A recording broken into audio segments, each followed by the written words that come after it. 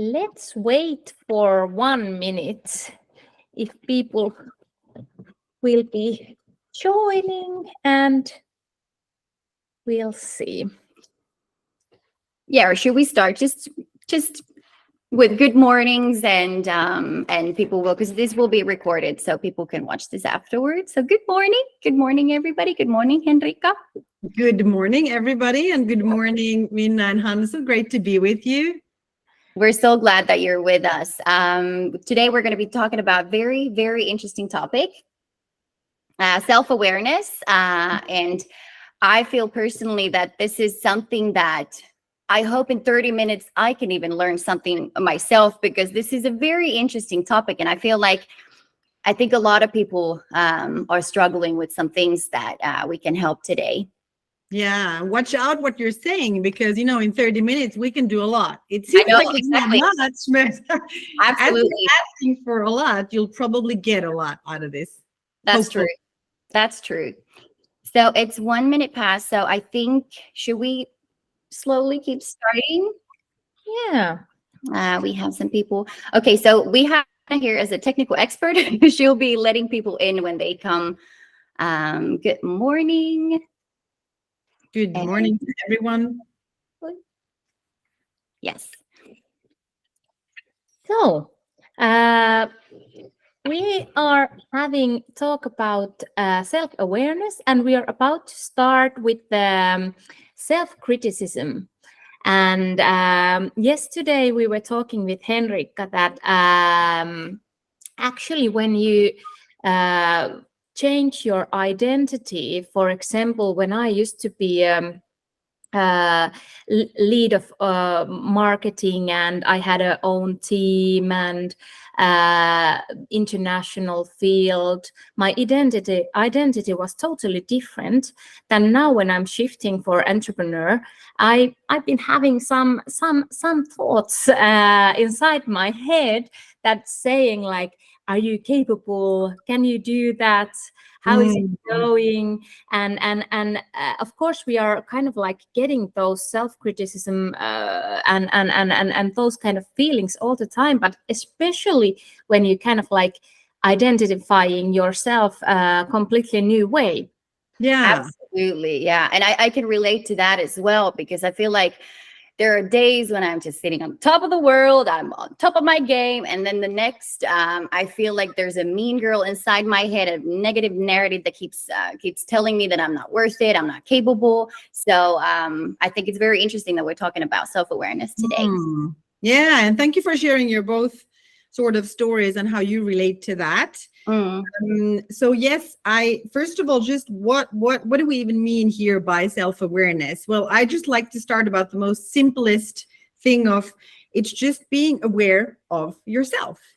So you're doing an amazing job, both of you, of being aware of your inner narratives. Like Hansu, you said you're aware what kind of stories and narratives comes out at some days and what at other days or other moments. And Minna, you mentioned that now that you've shifted identity and how you used to think about yourself, or the skills you used to have, or the confidence you used to have in a certain identity, now suddenly isn't there anymore in the same way, and leaves room for new stories that are less confident, maybe more based in fixed mindset meaning making, because they haven't yet developed themselves, for example. So there's a lot of different ways we could go about this. But I'd like to maybe just first bring some clarity of one of the ways of how I like to look at it and how I see that happening working with women and highly talented, brilliant leaders, women around mindset.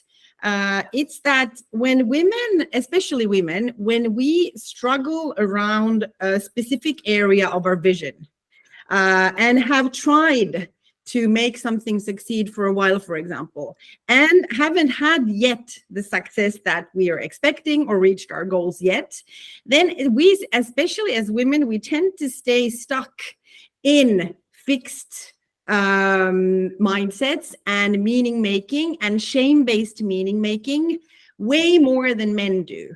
And when that happens, then there's that from the fixed mindset, there's that criticism that starts coming of you're not good enough, you haven't done this yet, and you shouldn't, and you'll never be able to.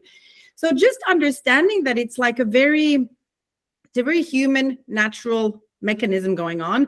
And we just need to start already by paying attention to it, being aware of it. And that already is a first step to detach ourselves from that so that we don't start believing it as something. That's actually, I can totally relate that. And I recognize, especially the part when you said like everyone is having some sort of like self-criticism inside their head. But for example, if I'm saying like Immu, my husband, is having those kind of thoughts, I think he don't let that criticism kind of like, you know, like that it doesn't stop him doing. But for me, I'm like questioning myself, like, should I just stay in this level and not doing anything else? He is also having those kind of thoughts, but still going. Well, you have your answer there. Like, that's a great self-awareness. You're having the self-awareness that you're acting and responding differently to the situation when he's having those thoughts and when you're having those thoughts. And that's great because that gives you freedom to choose differently. And it doesn't mean that, you know, when I say women tend to actually doubt themselves way more, they tend to have 50% less higher expectations of themselves in terms of what's possible for them. So it's also it's okay to say that we might not have the same ways of going about things and like responding to them, or our meaning making frames are different. And women tend to make way more shame-based, fixed meaning making. And by that, I mean, we tend to make it about ourselves rather about what's happening in the environment, or maybe a lack of skill, or maybe there's just not enough support, or, and whereas men don't do that as much. So that's one of the things we as women have to really be awake to, because we can't just, it's like, okay, we observe this phenomenon, fine. Are we just going to stay with that and sit with it and say, yeah, but I'm a woman, so I can't do anything for it? And it's like, no, we have to acknowledge that. And then we have to respond in adequate ways so that we're able to still keep on moving forward and making things happen and making our visions come true. I love that. Yeah, I love that, because I had never thought about that everybody has those thoughts. But then you said a meaning-making frame. We have a totally different ones compared to the genders. Yeah, shame-based meaning-making, meaning it's about me, of who I am not good enough, versus growth-oriented meaning-making frames where we're in like, oh, well, this is the story that I was telling about myself, but, that might not be true. And there might be skills that I need to learn, or there might be ways that I need to develop myself to become able to do these things, rather than just staying there stuck in that fixed meaning making in our heads. And then coming up with a lot of stories on top of that, like to justify the fact that we can't, which basically then just spirals us down into victimhood mindset around ourselves because we are women. And I'm like, that doesn't work, because women can do great things, and we just have to take full responsibility of that. And then we have to learn to respond in the most effective way. And that's why I love working with women, because the approach is not the same. And there are a lot of more of those inner barriers and those narratives that we have made throughout our lives that are still sort of playing their role inside of us, and that then make up to build these inner barriers that then we talk about as the inner glass ceiling, or all these inner invisible limits that are actually the primary barriers that women today are facing. Of course, there are external factors as well, but the primary barriers that women are facing today are invisible inside of our minds and of ourselves. So that also is like good news and bad news. Mm. Good news is we can do something about it. The bad news is we're the only ones who can do something about it. That's true. That's also, by Yeah. the way, quite good news. Yeah. I'm like slowly starting to understand that I don't have to believe everything my thoughts are telling me. Yeah. And I really, really have to say this one thing that I loved. Henrika was coaching me back in the days, and thank you for that. And I remember when you said to me, like, think about it as a radio channel, and you don't have to listen that channel. You can actually change the channel that you are listening. Yeah. I keep on telling that to me every time. That's what I have on my notebook. Don't believe everything you think. Yeah, It's a great saying. that's a great It's saying. as simple as that. Yeah, but unfortunately, when the really, really bad criticism is going on, it's also telling me don't believe those good things. Yeah. I'm like, I'm so capable. Don't believe that. That's just a thought. Yeah, but that's, I mean, thank you for bringing that up, because obviously, like, first, two things in what you said. First of all, it is a daily habit. It is a daily strength practice, just the way we're exercising and practicing and training our strength at the gym, for example, our physical strength. Well, just the same way we need to actually be practicing our awareness about ourselves, so that when we get to the tougher moments and when it's really loud and really hard, because some things will in life trigger us, and the more we want to grow and the bigger goals we have, the more new things will be triggered and come up, and we're like, but I already took care of that, like, what's happening? Yeah, but because you keep creating bigger, then stuff gets activated within ourselves. And we need to have the capacity to respond to that, meaning we need to have the strength of our self-awareness and of knowing that, oh, oops, I did it again. I'm in a fixed mindset and I'm making these shame-based meanings. Wow, it's actually enough to have that self-awareness and then to be able to step out of it. So when I say it's enough, it means that it's as simple as that. I don't say it's easy. I say it's simple.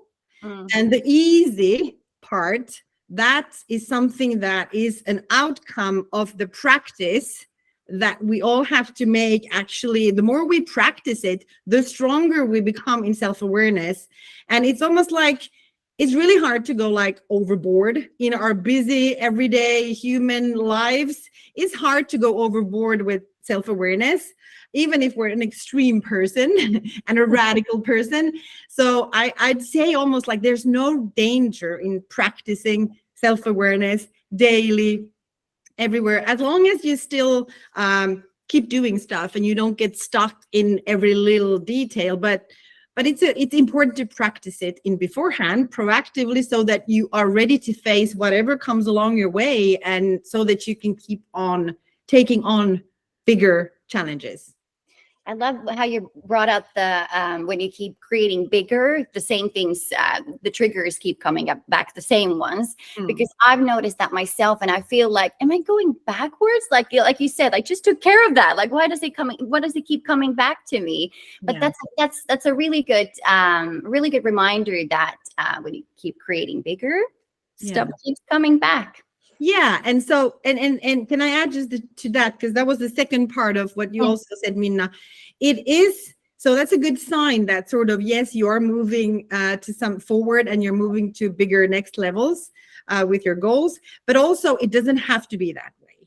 Meaning that what I mean by that is that once we and now I'm a little self-interested here because as a coach, this is what I do with my clients. Once we actually look into that inner barrier and we create so much clarity around it that you actually really get and understand where that comes from, so that you can start realizing like, wow, this was just a story that I bought into, or that I fabricated, or that I created myself, or that I have come to believe, and I have attached a part of me to that. And now I see the whole world through that lens in this area, and this area, and this area. So that when we actually do the work, it actually just like breaks those shame-based meaning makings, the meanings, and those lies and almost the false identities, they start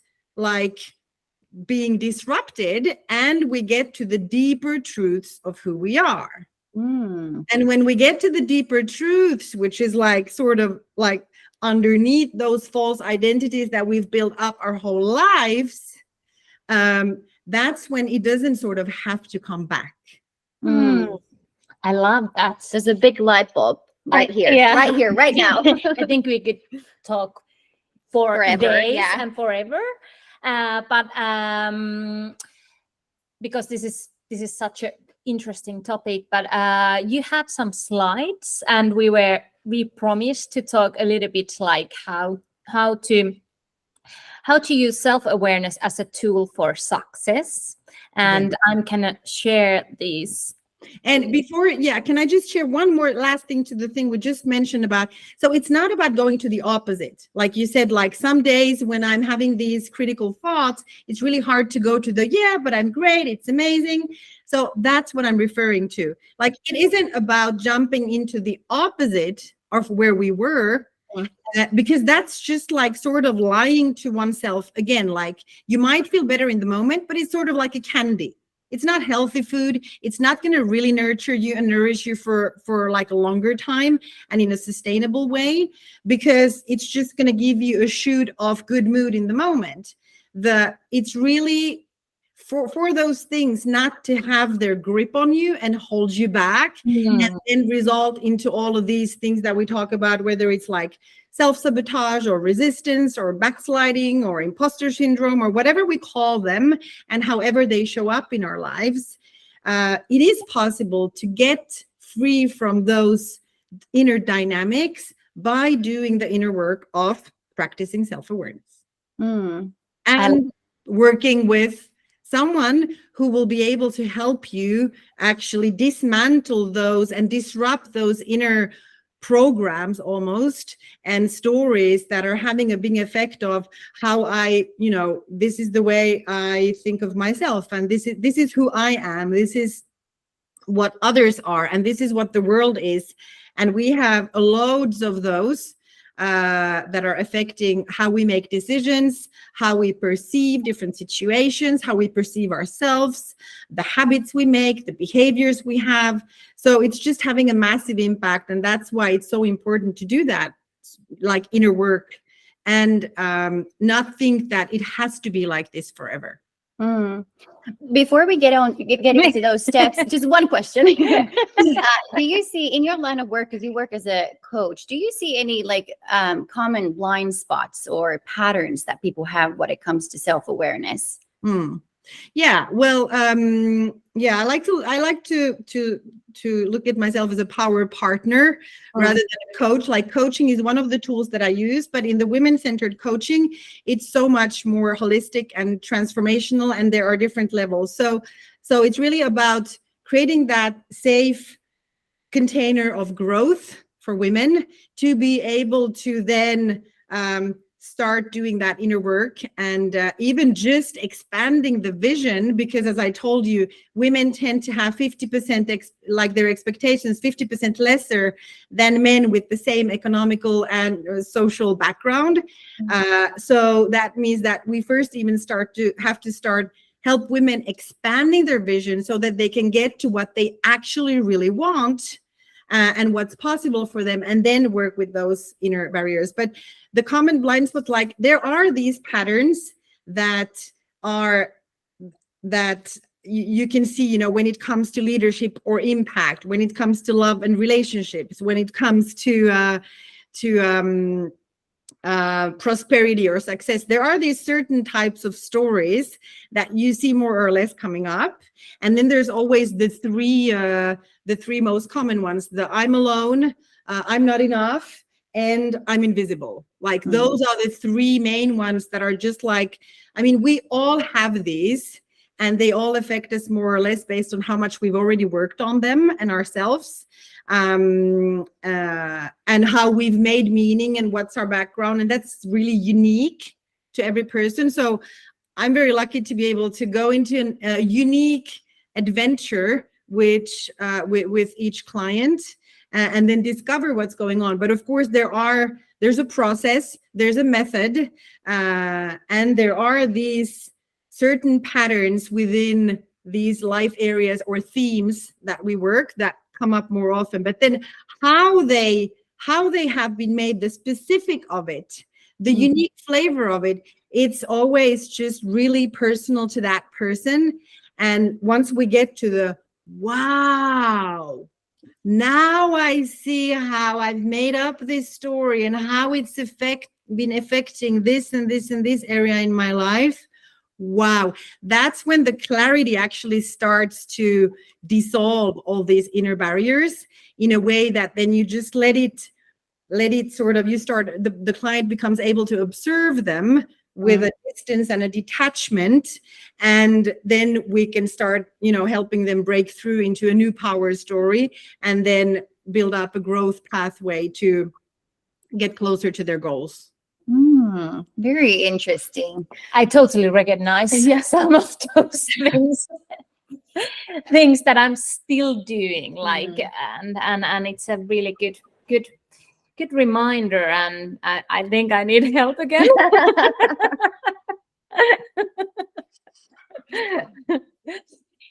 Yeah. Should we move on to the steps? We have 8 minutes. Yep. Yeah, we can, like, I think we've sort of like the first one, you know, I think we've sort of covered that in maybe in a little different way than we were thinking, but in a way where what I was wanting to bring up with that as an invitation was to start acting like the person you need to become. Is your example in the beginning, when you notice the difference between how your husband reacts and how you react, and we went to the women and men conversation, and then like, yeah, but are we just going to accept that, or are we going to move forward with it and do something about it?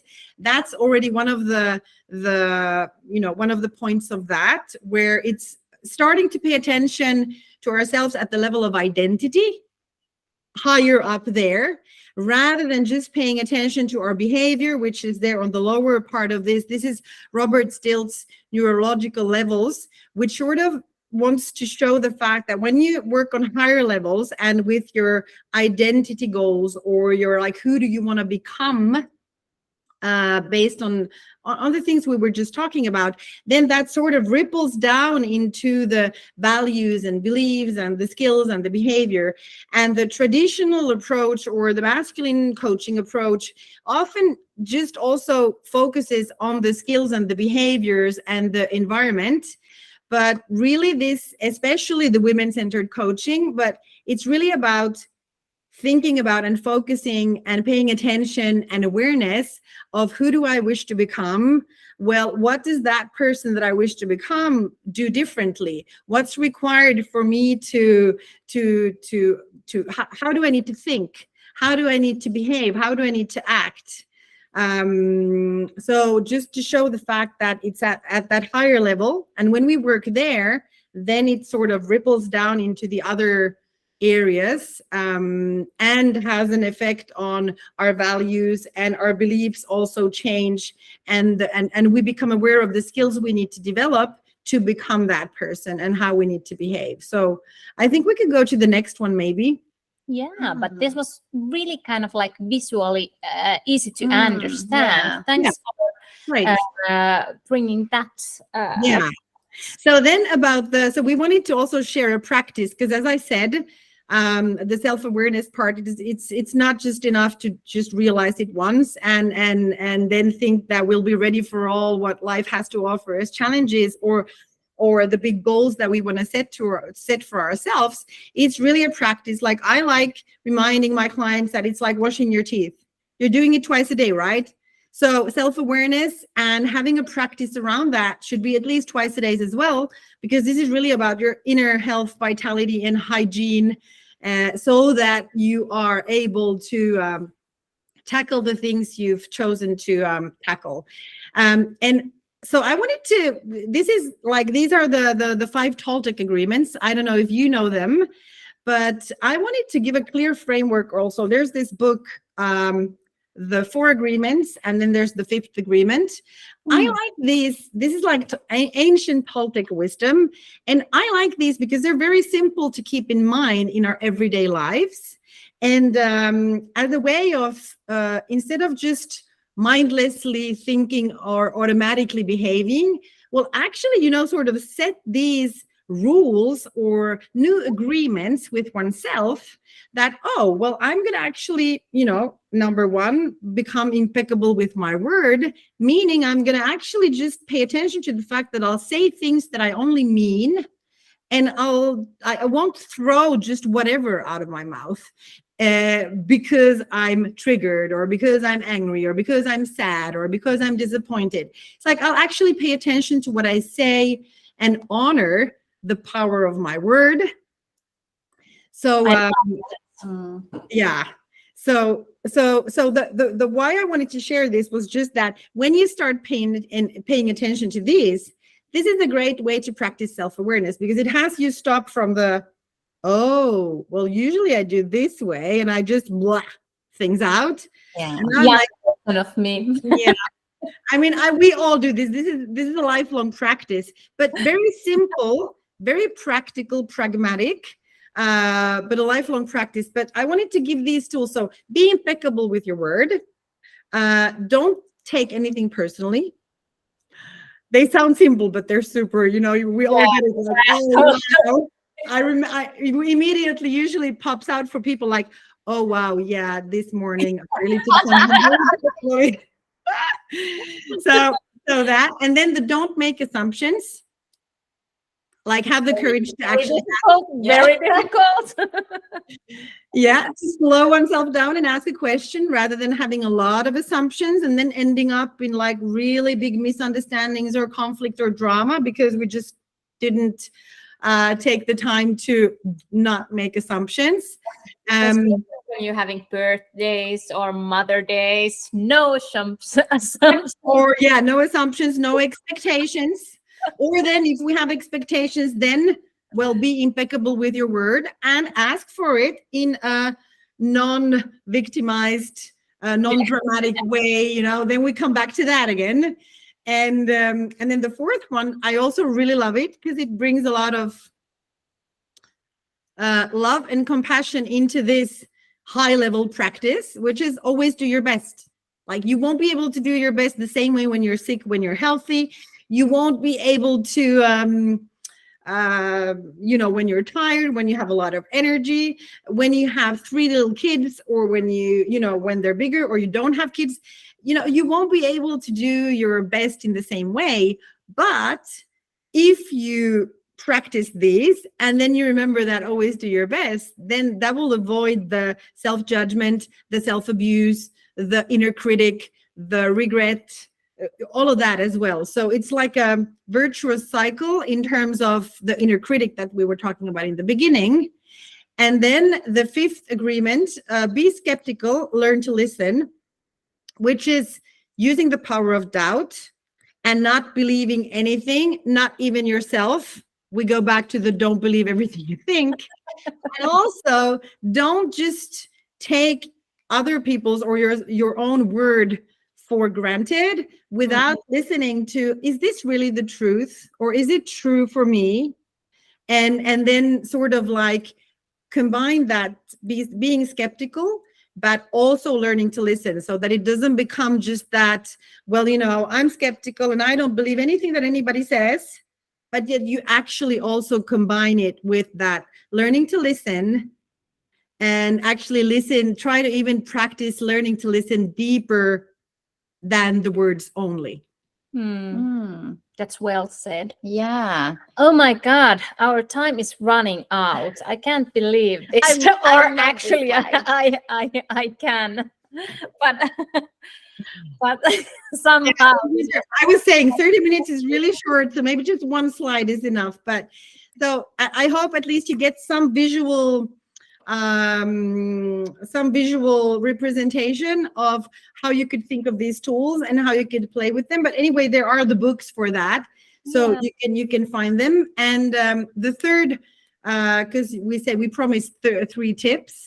So the third tip is that, well, as we can't become ourselves by ourselves, and doing that deep inner work that we were talking about earlier, about actually going in there and expanding the vision to levels that you can't really do by yourself because you've capped your expectations, and then to become fully clearly aware of how that 3D mechanism inside of you, based on those narratives and the shame-based meaning makings, have operated and made its place in you. It's just impossible to do that by yourself.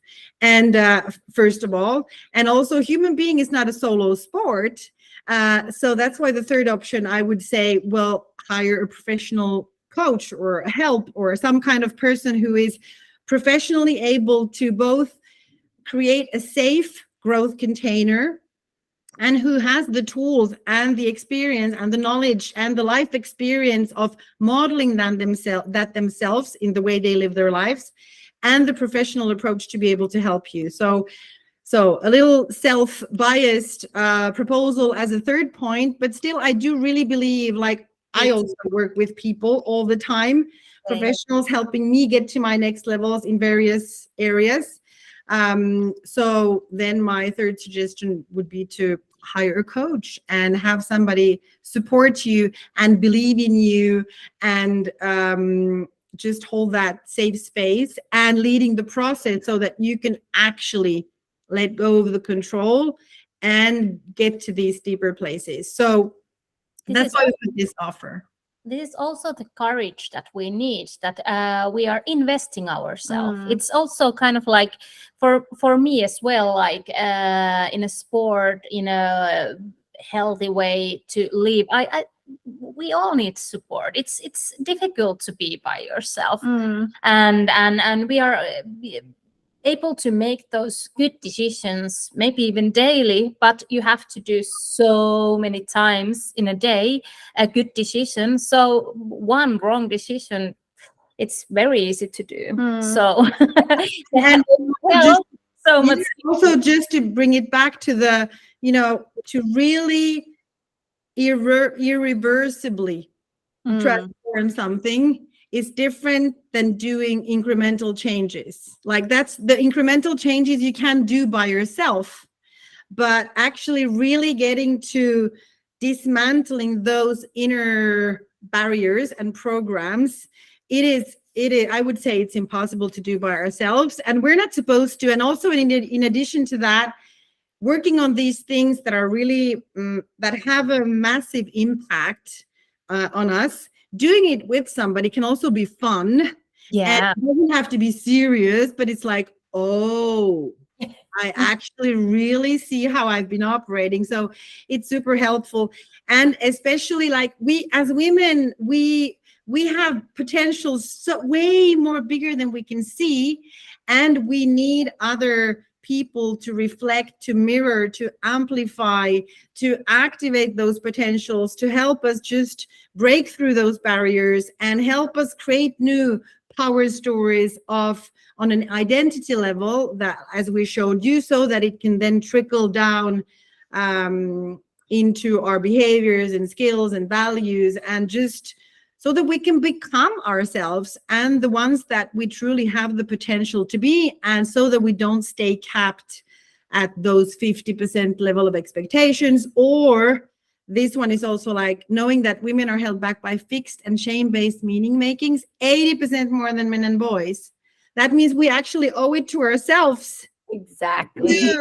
yes, Make sure we get the help. And also, there's that even the I'm invisible, one of those 3 main blocks. I'm invisible, I'm not enough, and I'm alone. Even though I'm alone, that one, you would just break it or start dismantling it when you hire help. That's what I love about it, because it starts already, because you know you're not alone anymore, because you have somebody collaborating and partnering up for your success.